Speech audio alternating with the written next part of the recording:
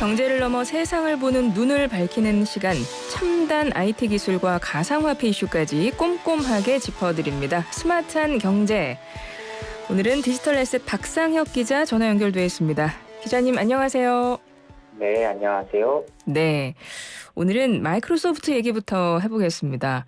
마이크로소프트가 최근에 직원들을 정리해고했다고 하던데 윤리팀 전원이 해고가 됐어요. 이건 무슨 얘기인가요? 네, 맞습니다. 말씀하신 대로 이 마이크로소프트가 최근에 이제 경제 상황도 안 좋아지고 뭐 이런 이유로 한 직원 1만여 명을 정리해고를 했는데요. 여기서 좀 화두가 됐던 게 이 인공지능 윤리사회팀을 전원을 해고시켰다라는 이제 뉴스가 나오면서 굉장히 화제가 됐습니다.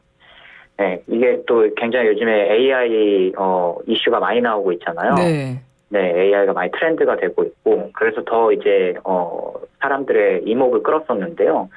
이 이유에 대해서는, 뭐 이제 어떤, 최근에 오픈 AI, 뭐 이런 기술도 나오고, 그 회사 제품군을 이제 통합하는 과정에서 위험성 평가에 나섰더니, 이 윤리사회팀을, 줄여야 될 필요가 있다라고 해서, 팀원이 계속해서 줄었다고 합니다. 원래 예전부터. 그래서 네네. 2020년에는 팀원이 한 30여 명 정도 있다고 그렇게 이제 전해졌었는데요. 지난해 10월까지 계속 줄이면서 팀원이 7명까지 줄었다고 합니다. 이 남은 7명을 이번에 전원 정리해고를 한 거죠. 네. 근데 이 윤리 네. 예, 말씀하세요.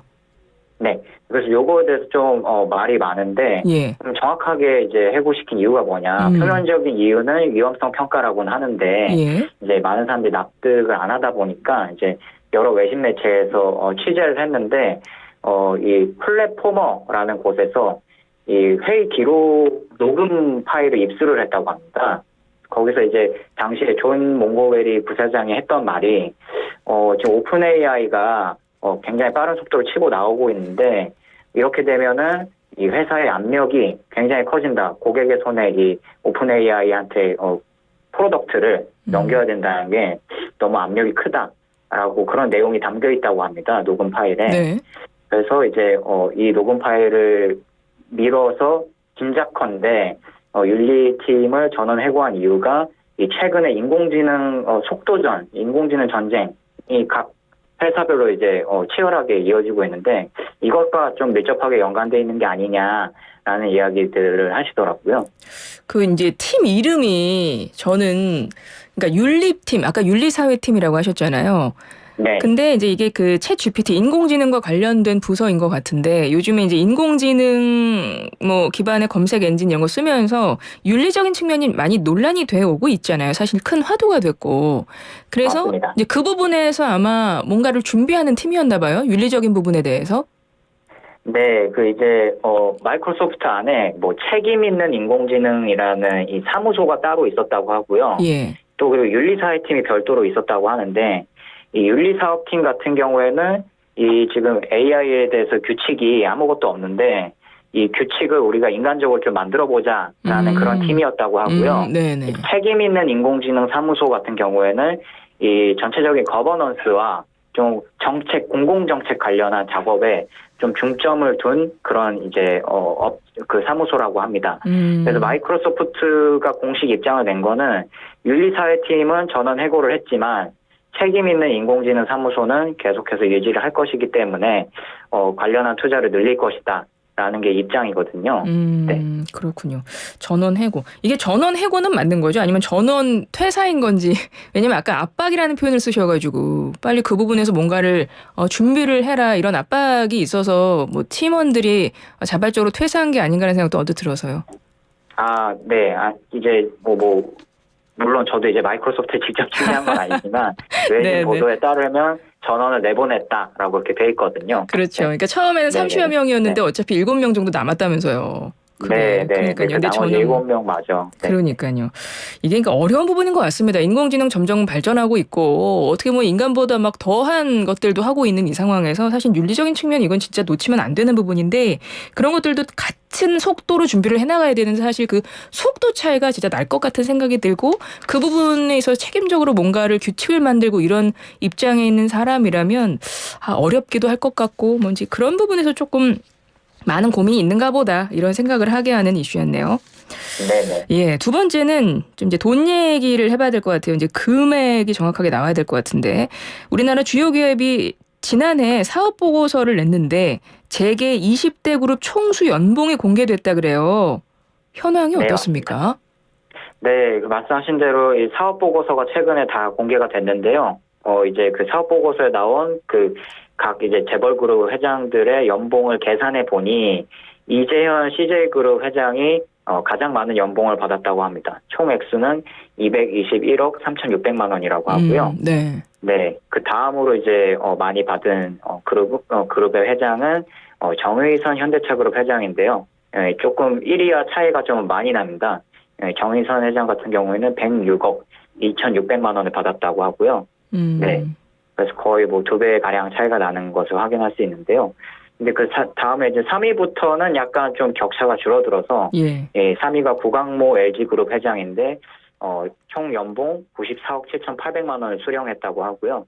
예, 그 다음이 신동빈 롯데그룹 회장인데 92억 3,600만 원을 수령했다고 합니다. 근데 다만 이제 신동빈 회장 같은 경우에는 아직 호텔 롯데물산 이쪽 일부의 사업 보고서가 공개가 안 돼서 좀 더 늘어날 수 있다고 하는 그런 상황이라고 합니다. 네.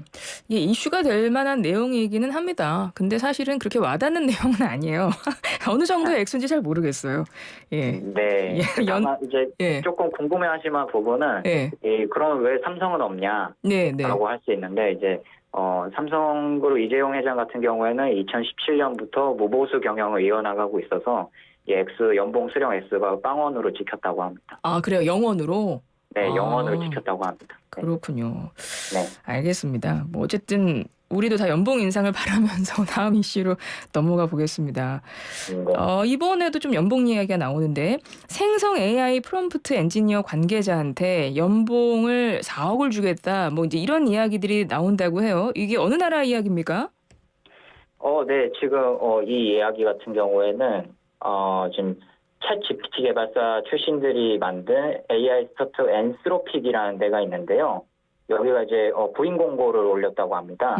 그래서 그 이제 생성 AI 프롬프트 엔지니어 구인 공고를 올린 건데요. 여기 이제 구인 공고에 연봉을 최대 33만 5천 달러 주겠다라고 했거든요. 이게 네. 하나로 계산하면 한 4억 4천만 원 정도 됩니다. 네. 생성 AI 프롬프트 엔지니어가 뭐예요? 네, 이제 생성 AI는 이용자들이 뭔가 이제 AI한테 원하는 뭔가 명령어나 질문들을 요청을 하면은 이 AI가 그 값에 그 이제 질문이나 요청에 맞게 결과값을 내놓는 거를 생성 AI라고 하거든요. 예.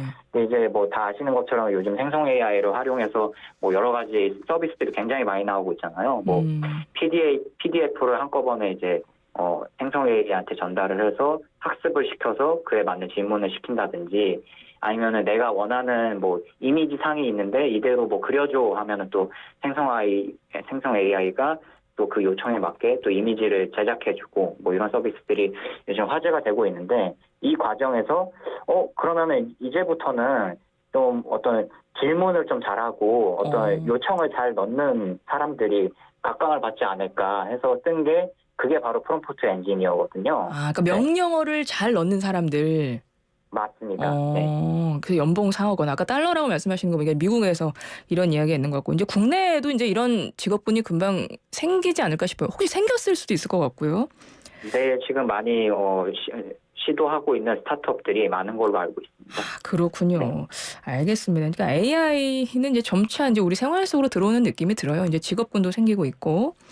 네. 자, 그 다음에 이슈는 요겁니다. 불법 OTT 서비스 누누TV가 한국 OTT 콘텐츠를 모두 내리기로 했다. 이런 소식이 있는데요. 이건 어떤 이야기입니까? 네, 누누TV라는 곳이 뭐 넷플릭스 뭐 이제 국내 뭐 티빙 이런 데도 있고 뭐 해외 넷플릭스 뭐 이런 데도 많잖아요. 네.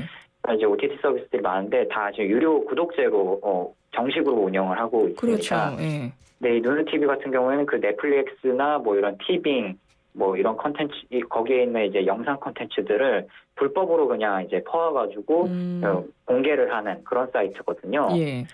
그래서 이제 한 작년 말쯤부터 조금 얘기가 나오기 시작하다가 올해 들어서 굉장히 화두가 되기 시작했거든요. 이 사이트가. 예, 그래서 예. 이제 우리 한국에서도 문제가 많이 발생을 해서 특히 또 얼마 전에 더 글로리라는 네, 드라마가 예. 굉장히 넷플릭스 드라마가 굉장히 인기를 끌었는데 그게 또 누누TV에 무료로 그냥 공개가 되면서 네, 굉장히 이슈가 많았었거든요. 근데도 이 당국이 제대로 통제를 못했던 이유는 이 누누TV 서버가 도미니카 공화국에 있습니다. 네. 제재를 하는데 어려움이 있었는데요. 근데 이 와중에 누누TV 쪽에서 공식적으로 국내 OTT 오리지널 시리즈 전체 자료를 삭제한다는 공지를 띄운 겁니다. 네. 그래서 이제 이렇게 이제 공지가 나온 상태고요. 예. 다만 뭐 이제 말씀드린 국내 OTT 서비스가 아니라 넷플릭스나 디즈니 플러스 같은 해외 OTT 콘텐츠 같은 경우에 대해서는 뭐 내리겠다 뭐 이런 이야기를 따로 언급하지 않았습니다. 그렇군요. 어쨌든 K 콘텐츠 이제 우리나라가 문화 강국인데 이런 불법 시청 이제 하지 말아야겠습니다. 이제 이런 서비스는 불법 서비스는 없어져야 되는데요. 끝으로 한 1분 정도 남았는데요. 요 권도영 테라폼레스 대표가 체포됐다면서요. 한 1분 정도 간략히 좀 소개 좀 해주시겠어요?